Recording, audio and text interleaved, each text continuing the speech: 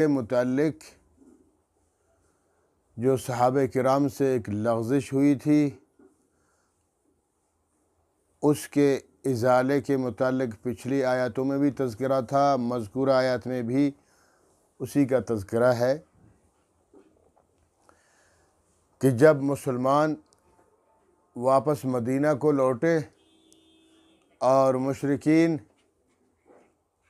مکہ شریف جا پہنچے تو مدینے میں منافقین نے مسلمانوں کو کوسنا شروع کر دیا کہ یہ دیکھو تمہارے ساتھ کیا ہوا، کہاں گئے اللہ کے وعدے؟ تم تو کہہ رہے تھے کہ اللہ کا وعدہ ہے کہ اللہ تمہیں فتح یاب فرمائیں گے،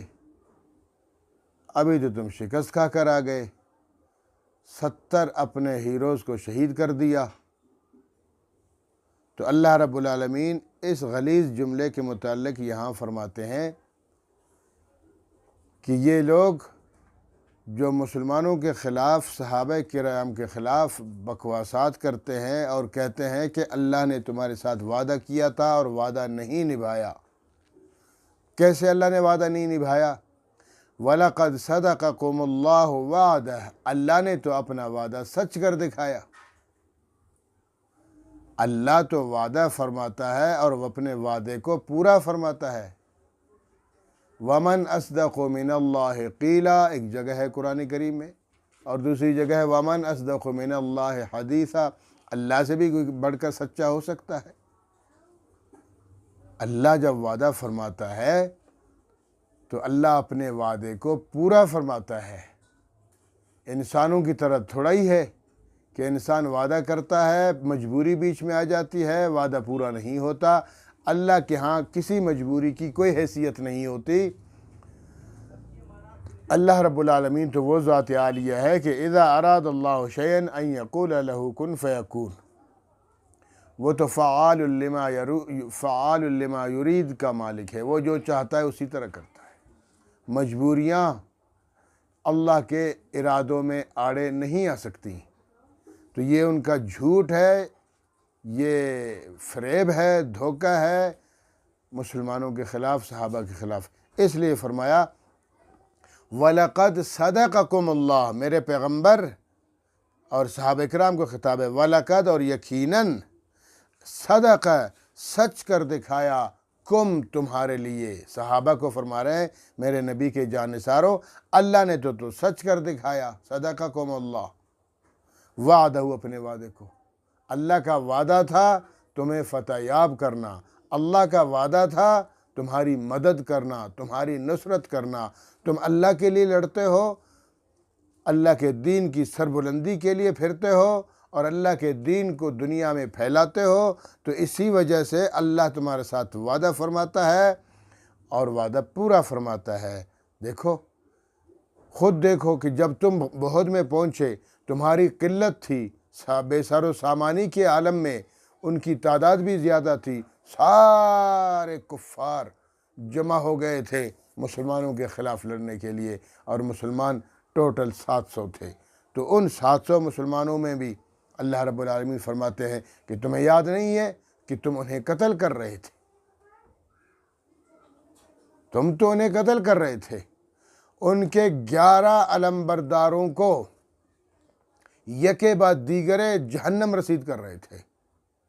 اور ان کا جھنڈا سرنگوں ہو چکا تھا اور تمہارا غلبہ ہو چکا تھا۔ تمہاری قلت کے باوجود بھی تمہارا جھنڈا اور تمہارا علم لہرا رہا تھا، اور تم نے ان پر ایسی ضرب کاری کی، ایسی ضرب لگائی کہ ان کو چھٹی کا دودھ یاد دلا دیا کفار کو۔ تو تمہارا غلبہ ہوا، یہی تو اللہ کی مدد تھی، اللہ نے تمہاری مدد کر لی، اور ان کے قدم اکھڑ گئے۔ ان کی گانے والیاں جو گانے گایا کرتی تھی ان کو ابھارنے کے لیے، وہ چیخ چیخ کر چلانے لگ گئیں اور گانے بجانے کے بجائے ماتم کر کے چلی گئیں، دفع ہو گئی۔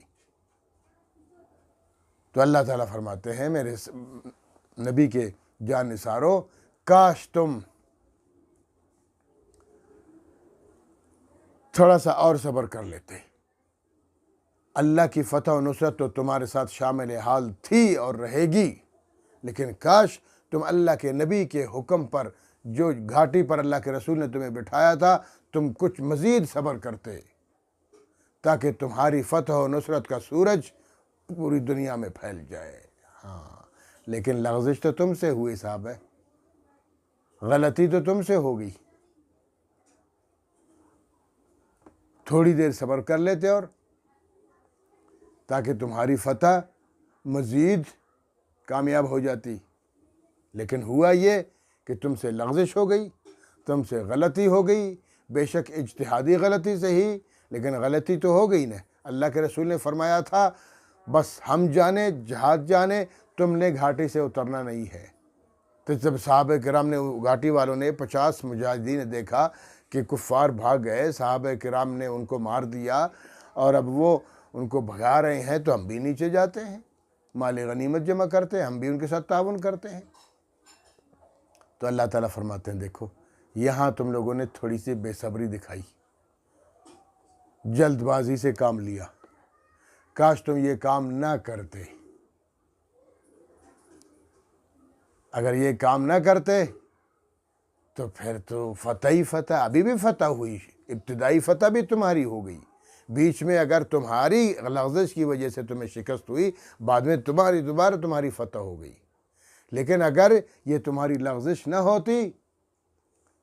تو پھر تو فتح ہی فتح ہے۔ اس لغزش کی وجہ سے دیکھو پوری کایا پلٹ گئی، فتح شکست میں بدل گئی، جو فاتح تھے وہ مفتوح ہو گئے، جو غالب تھے وہ مغلوب ہو گئے، اور 70 سے اپنے ہیروز کو تم لوگوں نے خون میں تڑپا دیا۔ انا للہ و انا الیہ راجعون، بشمول سید الشہداء حضرت امیر حمزہ رضی اللہ تعالیٰ عنہ۔ تو اس لیے اللہ پاک فرماتے ہیں کہ جو کفار کہتے ہیں کہ کدھر گیا اللہ کا وعدہ، تو اللہ فرماتے ہیں لقد صدقکم اللہ، اللہ نے تو وعدہ سچ کر دکھا دیا تمہارے ساتھ، اللہ کا وعدہ تو پورا ہو گیا، اللہ کی فتح و نصرت اور مدد شامل حال تھی۔ اذ تحسونہم بإذنہ، جبکہ تم ان کو اللہ کے حکم سے قتل کر رہے تھے، تم ان کو بھگا رہے تھے، تم ان کے جھنڈے کو گرا رہے تھے، اور تم ان کو تہ تیغ کر رہے تھے، تم ان کی گانے والیوں کو بھگا رہے تھے، تم نے سب میدان تو تم لوگوں نے مار لیا تھا، حتیٰ یہاں تک کہ اذا فشلتم، تم جھگڑنے لگے، وتنازعتم فی الامر، اس امر میں اللہ کے رسول کے حکم کے بارے میں کہ اللہ کے رسول نے فرمایا تھا گھاٹی سے نہیں اترنا ہے، اور تم لوگوں نے جلد بازی کی اس امر میں، وعصیتم من بعد ما اراکم، وعصیتم، اور تم لوگوں نے نافرمانی کر لی، اللہ کے رسول کی نافرمانی۔ اللہ کے رسول نے فرمایا تھا نا کہ یہاں بیٹھے رہنا، اور تم لوگ، بے شک یہ ہے غلطی ہے، اجتہادی غلطی ہے، ہم تو باقی سبائیوں کی طرح، رافضیوں کی طرح یہ نہیں کہتے کہ ہم صحابہ کرام پر بکواس کرتے پھرے، نہ، جبکہ اللہ تعالیٰ خود ان کو آگے فرماتے ہیں کہ وَلَقَدْ عَفَا عَنْكُمْ، میرے نبی کے صحابہ، میں نے تمہاری غلطی معاف کر دی،